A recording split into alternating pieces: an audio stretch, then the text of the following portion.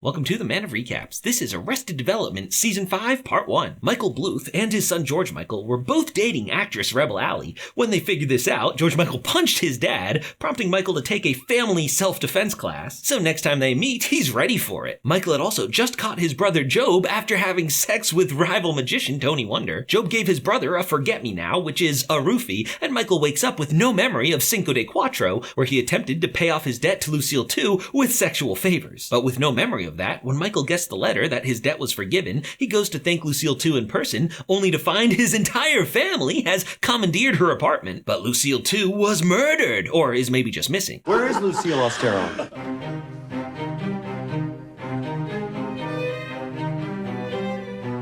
They're working on the campaign for his sister Lindsay, who is accidentally now running for Congress. When the Bluths give themselves the Family of the Year award, Lucille reads a very nice speech about her daughter, but that's the speech Maybe wrote for her mother to say about her. Maybe has been her mother Lindsay's campaign manager, but no matter what she has Lindsay say, she just goes up in the polls. So Lindsay finally got some approval from her mother, only to realize she doesn't want it. She's going to find her real family. Remember, she was adopted. Michael was going to leave on a scuba trip to Google map the ocean floor, but George Michael comes and father and son finally talk out their issues. George Sr. comes too, but he's trying to kill himself. He's been super depressed lately because his testosterone levels are gone, and his unsatisfied wife Lucille has found a new beach bum boyfriend. Yes, the Bluth beach house that the family sold after Michael's wife died there, they never sold it, they've just been keeping it a secret from Michael. Around this time, the family realizes no one's seen Buster in a while because he's in jail for the murder or maybe disappearance of Lucille II. They get bail money to the family lawyer Barry Zuckerkorn and have a welcome home from prison party, but Barry shows up without Buster. Turns out that was his bail they paid. An honest mistake, anyone could have made it. Now Tobias, eager to stay part of the family with his wife Lindsay gone, has been acting as the different Bluth family members, and he's got this young acting partner named Murphy Brown, who everyone assumes is his boyfriend, but is actually his illegitimate son. More on that later, I guess. Meanwhile, Maybe is pretending to be an old lady so she can live in the awesome retirement community where she's squatting in Lucille II's empty condo, but turns out it's not so empty. Lucille II co-owned it with Stan Sitwell, so Maybe pretends to be dating him in order to stay. George Michael wants some relationship advice on how to end things with Rebel. He hasn't seen her since the whole thing with his dad. Maybe tells him to show up after a month of not calling, demanding a booty call, but turns out she was out of town for the month, didn't realize she was ghosted, and is happy to see him. Plan 2 is to dye his hair pink to get her father's disapproval, but it turns out a perfect shade of Howard Red and delights her family. Michael's there snooping on his son, and Rebel's sister tells him that she's only using George Maharis because she thinks he's an internet millionaire. That doesn't seem to be the case though. George Michael tries to get out of his lie that fake block doesn't exist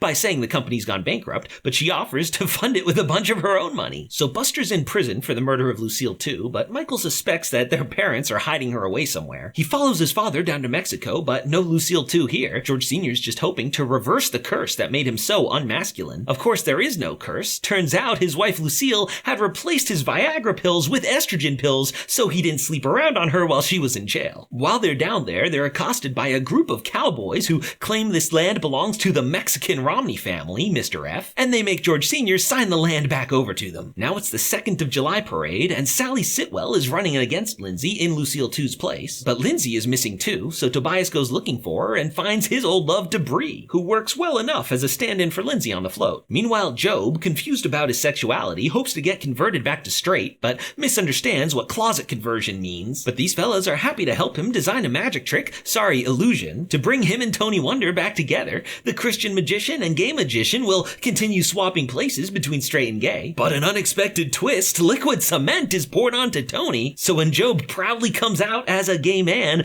Tony Wonder is stuck in the closet. Meanwhile, a photo turned up of what looks like Lucille II in the stair car with George Sr.'s brother Oscar. Michael's mom admits she did have Oscar spirit Lucille II away in order to win the election and build the wall. Michael shares the evidence that Lucille II's alive, and the DA agrees to let Buster out of prison. Unfortunately, that's not Lucille II and Oscar. That's George Michael and Maybe on a cousin's trip to Mexico where they were wearing wigs for some reason. Buster is already out of prison for the day to be in the parade, but not knowing the DA had just agreed to release him, Buster's uncle father Oscar breaks him out and takes him on the run, an escape attempt which would put Buster back in jail for a few years, and that's how Season 5 Part 1 comes to an end.